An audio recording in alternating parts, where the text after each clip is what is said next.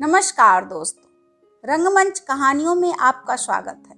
आइए सुनते हैं मुंशी प्रेमचंद्र की प्रसिद्ध उपन्यास वरदान part 5B। Radhacharan Roorkee college से निकलते ही मुरादाबाद के इंजीनियर नियुक्त हुए और चंद्रा उनके संग मुरादाबाद को चली।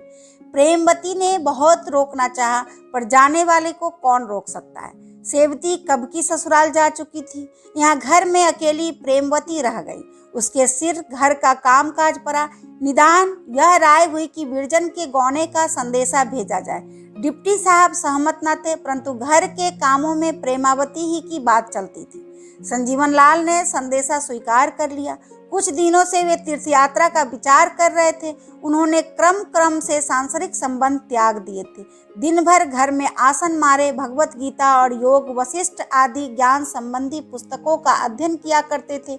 संध्या होते ही गंगा स्नान को चले जाते, वहां से रात्रि गए लौटते और थोड़ा सा भोजन करके सो जाते।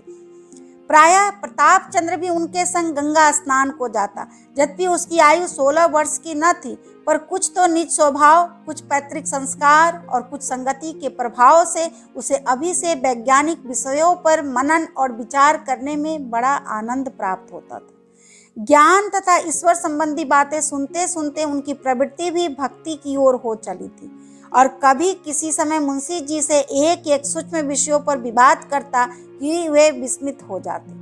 ब्रिजरानी पर सुबामा की शिक्षा का उससे भी गहरा प्रभाव पड़ा था, जितना कि प्रताप चंद्र पर मुंशी जी की संगति और शिक्षा की।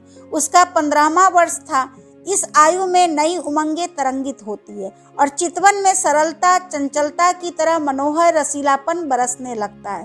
परंतु ब्रिजरानी अभी वही भोली भाली बालिका थी। उसके मुख पर हृदय के पवित्र भाव झलकते थे और वार्तालाप में मनोहारिणी मधुरता उत्पन्न हो गई थी। प्रातः काल उठती और सबसे प्रथम मुंशी जी का कमरा साफ करके उनके पूजा पाठ की सामग्री यथोचित रीति से रख देती।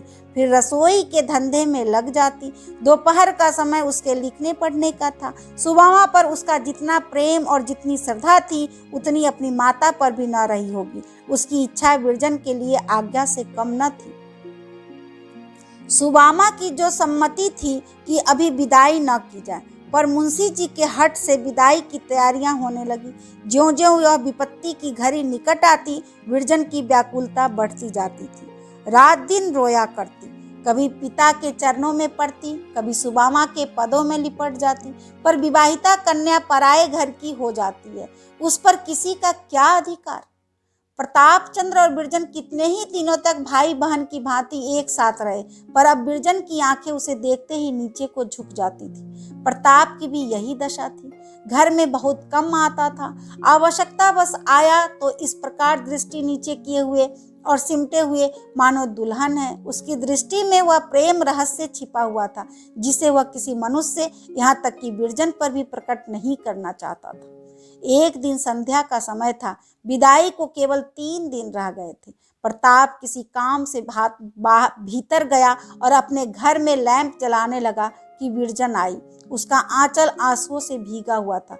उसने आज 2 वर्ष के अनंतर प्रताप की ओर सजल नेत्रों से देखा और कहा, लल्लू, मुझसे कैसे सहा जाएगा। प्रताप के नेत्रों में आंसू न आए, उसका स्वर भारी न हुआ। उसने सुदृढ़ भाव से कहा, ईश्वर तुम्हें धैर्य धारण करने की शक्ति देंगे। बिरजन का सिर झुक गया, आंखें पृथ्वी में गर गई और सिसकी ने हृदय वेदना की वह अगाध कथा वर्णन की, जिसका होना वाणी द्वारा असंभव था। विदाई का दिन लड़कियों के लिए कितना शोकमय होता है। बचपन की सब सखियां, सहेलियों, माता पिता, भाई बंधु से नाता टूट जाता है। यह विचार कि मैं फिर भी इस घर में आ सकूंगी, उसे तनिक भी संतोष नहीं देता, क्योंकि अब वह आएगी तो अतिथि भाव से आएगी। उन लोगों से विलग होना जिनके हाथ जीवनोद्यान में खेलना और स्वातंत्र्य वाटिका में भ्रमण करना उपलब्ध हुआ हो, उसके हृदय को विदीर्ण कर देता है। आज से उसके सिर पर ऐसा भार पड़ता है जो आमरण उठाना पड़ेगा। बिरजन का श्रृंगार किया जा रहा था। नाइन उसके हाथों और पैरों में मेहंदी रचा रही थी, कोई उसके बाल गूंथ रही थी, कोई जूड़े में सुगंध बसा रही थी। इतने में बाहर से संदेशा आया कि मुहूर्त टला जाता है, जल्दी करो। सुबामा पास खड़ी थी। बिरजन उसके गले लिपट गई और अश्रु प्रवाह का आतंक जो अब तक दबी हुई अग्नि की नाई सुलग रहा था, अकस्मात ऐसा भड़क उठा मानो किसी ने आग में तेल डाल दिया है। थोड़ी देर में पालकी द्वार पर आई। बिरजन पड़ोस की स्त्रियों से गले मिली, सुबामा के चरण छुए। अब 2-3 स्त्रियों ने उसे पालकी के भीतर बिठा दिया। उधर पालकी उठी, इधर सुबामा मूर्छित हो भूमि पर गिर पड़ी, मानो उसके जीते ही कोई उसके प्राण निकाल कर लिए जाता हो। घर सूना हो गया। सैकड़ों स्त्रियों का जमघट था, परंतु एक बिरजन के बिना घर फाड़े खाता था। अभी आप सुन रहे थे मुंशी प्रेमचंद्र की प्रसिद्ध उपन्यास वरदान। धन्यवाद।